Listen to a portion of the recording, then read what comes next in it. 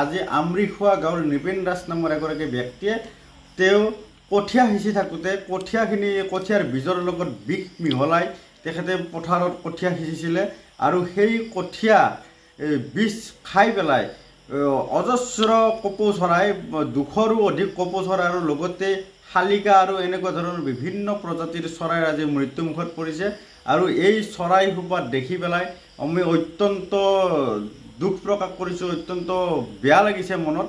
তথাপিও এই ব্যক্তিজনৰ বিৰুদ্ধে মই সৰ্থেবাৰী আৰক্ষী থানাত এখন এজাহাৰ দাখিল কৰিছোঁ আৰু প্ৰশাসনক লগতে আহ্বান জনাইছোঁ, চৰকাৰক আহ্বান জনাইছোঁ এনেকুৱা ধৰণৰ কাৰ্যকলাপ যাতে কোনো ব্যক্তিয়ে কৰিবলৈ সাহস নকৰে, এনেকুৱা ধৰণৰ এটা যাতে দৃষ্টান্তমূলক শাস্তি প্ৰদান কৰে, এয়াই মই চৰকাৰ তথা প্ৰশাসনলৈ আহ্বান জনাইছোঁ।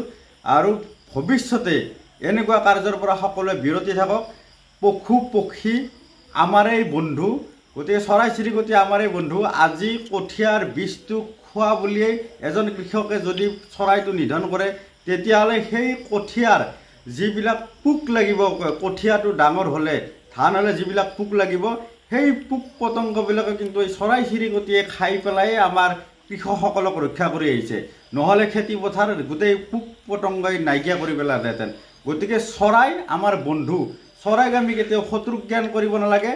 আমি প্ৰত্যেকজন কৃষককে মই এটাই কথা অনুৰোধ জনাইছোঁ, আপোনালোকে চৰাই চিৰিকটি যাতে এনেকুৱা ধৰণৰ বেয়া মনোভাৱ লৈ চৰাই আপোনালোকৰ শত্ৰু বুলি ভাবি পেলাই আপোনালোকে যাতে এইটো চৰাই নিধন নকৰে।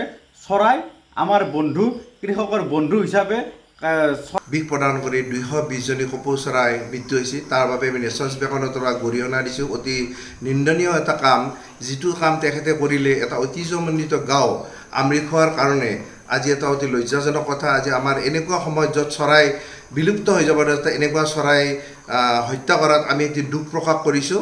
আৰু ইতিমধ্যে সেই চৰাইসমূহ আমি পশু চিকিৎসকসকলে পষ্টমৰ্টমো কৰিলে এইবিলাক বিষক্ৰিয়া হৈ মৃত্যুবৰণ কৰিছে। এতিয়ালৈ 220টা চৰাই মৃত্যু হ'ল, যদি আকৌ চৰাই বহুত মৰি আছে।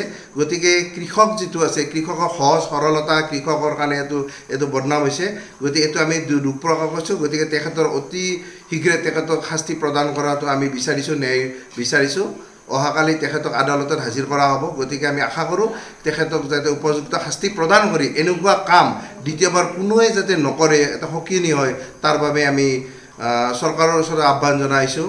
1972 চনত বন্যপ্ৰাণী সংৰক্ষণ আইন অনুসৰি কোনো ধৰণৰ চৰাই চিৰিকটি মাৰাটো নিষেধ কৰা হৈছে।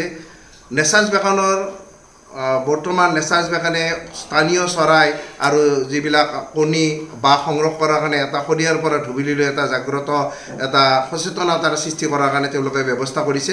আৰু এই সময়ত এনেকুৱা কামটোৱে আমাৰ অঞ্চলটোৰ কাৰণে অতি লজ্জাজনক। গতিকে দোষীক আমি শাস্তি দিয়াটো আমি বিচাৰিছোঁ। ধন্যবাদ।